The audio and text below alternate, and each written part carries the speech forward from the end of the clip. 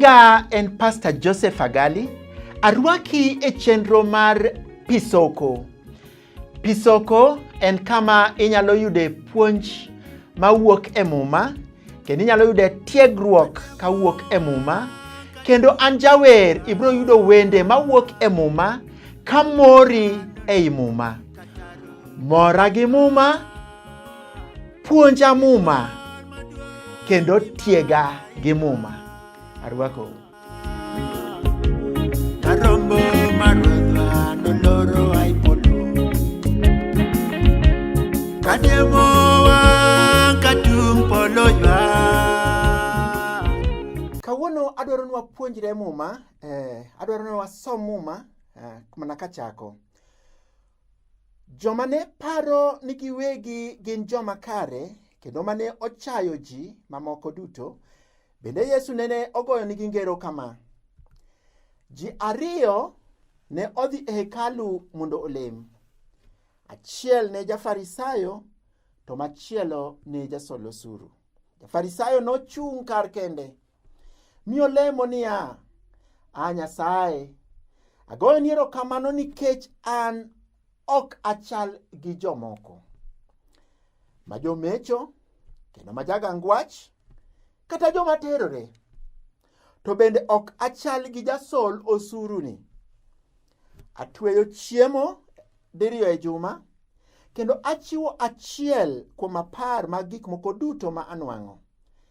Jasol osuru to ne ochung' gi chien, kendo ne pok ohedhore kata mana ting'o wiye mondo orang polo. Noywagore malit kowacho ni, Nyasaye, Nyasaye, Nyasaye, yie ikecha an jaricho. Nyasaye, yie ikecha an jaricho. Eka Yesu ne notieko kawacho ni, akoni ni ng'atni nodok e dala ka en kare e nyim Nyasaye moloyo ng'ama chielo cha. Nimar ng'at mating'ore malo nodwok piny, to ng'at madwokore piny Jehova Nyasaye noting' malo. Adwaro mondo wapuonjre mana kuom ji ariyogi. Jafarisayo ne en ng'ama nadi to notimo ang'o? Jasol osuru ne en ng'ama nadi to notimo ang'o? Mano en muma ma wayudo e Luka 18.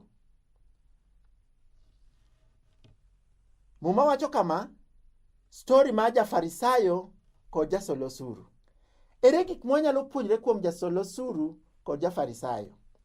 Jasol osuru en picture ma jogo ma gin gima ging'ado bura ni jomoko.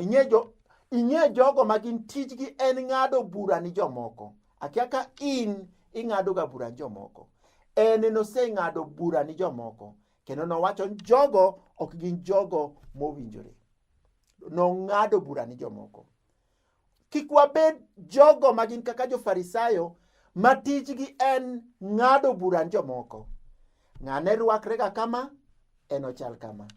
Ng'ane timo kama, en ochal kama. Ng'ane odak kama, en ochal kama.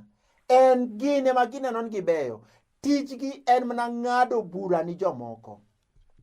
Ineno ko ng'ado ne wacho ni maka an apogora. An ok ajagangwach, an ok ajatera, ok an ng'ama terore, ok an jakwelo, ok an jamecho. Bang' ochako nyiso Nyasaye kaka en. Jasol osuru, jogo mang'ado ji bura, kata ka gidhi mbele Nyasaye, ogibi yudo duoko mar lembgi, mana kaka jasol osuru ok noyudo duoko mar lemone. Mar ariyo, nene olemo mana lamo ma en owuon emonyisre e mbele Nyasaye. Nonyiso tijene, nonyiso berne, nonyiso kaka oler, kendo nonyiso kaka en ng'ama kare kod kaka en ng'ama odimbore. Anyisi ni jachien kia ni ine kanisa. Jachien kia ni go chonge piny. Jachien kia ni ine hekalu. Jachien nyalo luwi kamoro amora ma intie midhiye. Noluwo jafarisayo. Jafarisayo wuok e ode kadhi lemo. Ang'eyo nowacho jaode ni jaode openje ni idhi kanye, to nadhi lemo. Odhi kochopi lemo kochonge piny to chako wacho gik mok owinjore e mbele Nyasaye. Nikech jachien ok odewo kama intie. Jachien ok odewo nanga mirwako.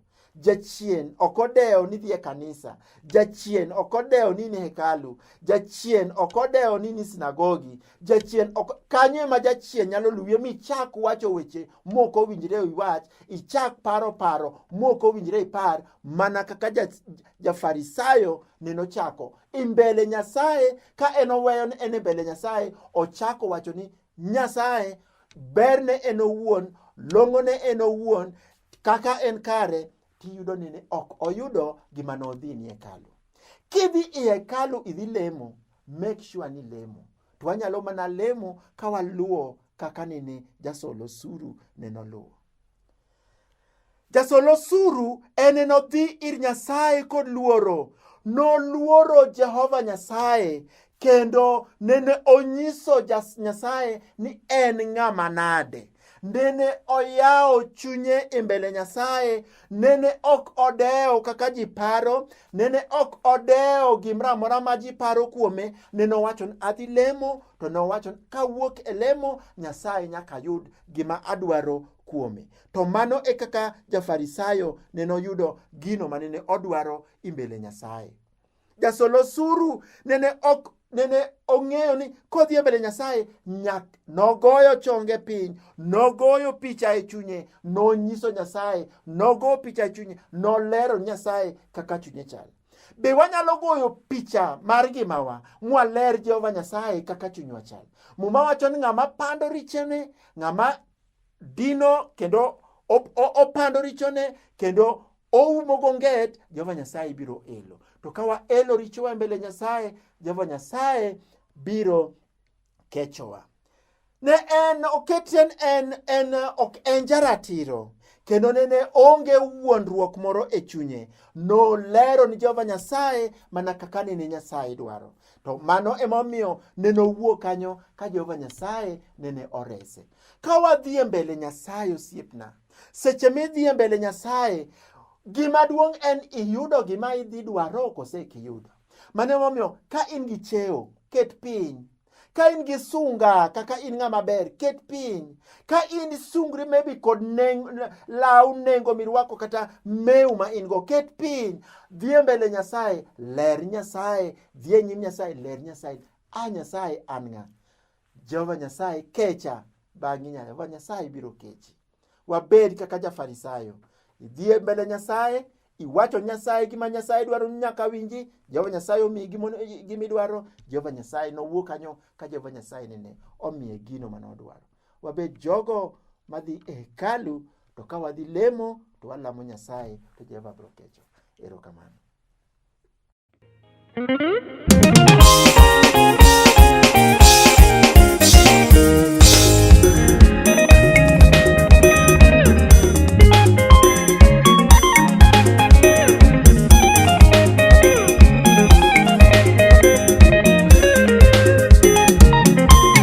Mwanzo Mungu aliumba mbingu, ulimwengu aliumba Mwenyezi, nuru na giza Bwana Mungu aliumba, Hawa na Adamu Mungu wetu aliumba.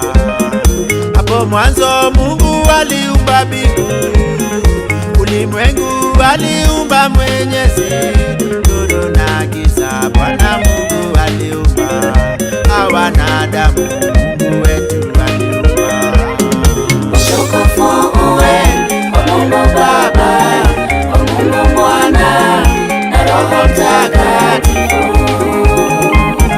Utatu Mtakatifu ni wa uzima, ni wa uwezo, ni mwenyezi yote.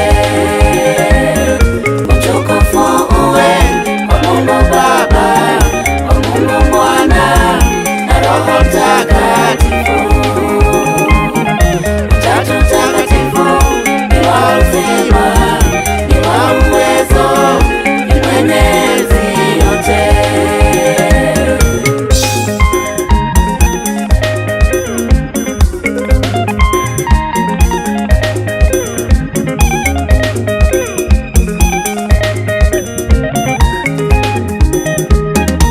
Bwana Mungu aliagiza Adamu, kila mti wa shamba waweza kula, kila mti huo wa uzuri na ubaya. Adamu usile, ukikula utakufa. Bwana Mungu aliagiza Adamu, kila mti wa shamba waweza kula, kila mti huo wa uzuri na ubaya. Adamu usile, ukikula utakufa. Utukufu uwe kwa Mungu Baba, kwa Mungu Mwana na Roho Mtakatifu. Utatu Mtakatifu ni wa uzima, ni wa uwezo, ni Mwenyezi yote. Utukufu uwe kwa Mungu Baba, kwa Mungu Mwana na Roho Mtakatifu. Utatu Mtakatifu ni wa uzima, ni wa uwezo, ni Mwenyezi yote.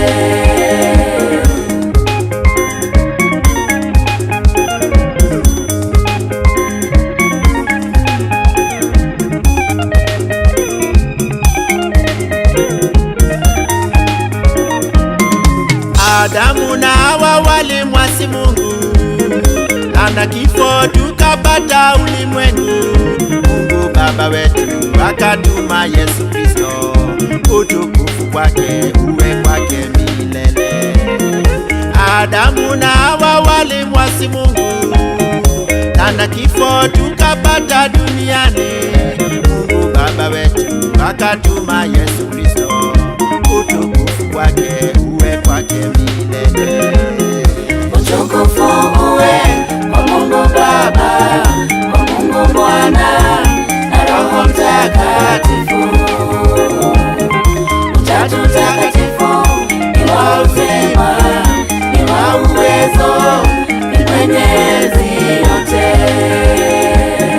Utukufu uwe kwa Mungu Baba, kwa Mungu Mwana na Roho Mtakatifu. Utatu Mtakatifu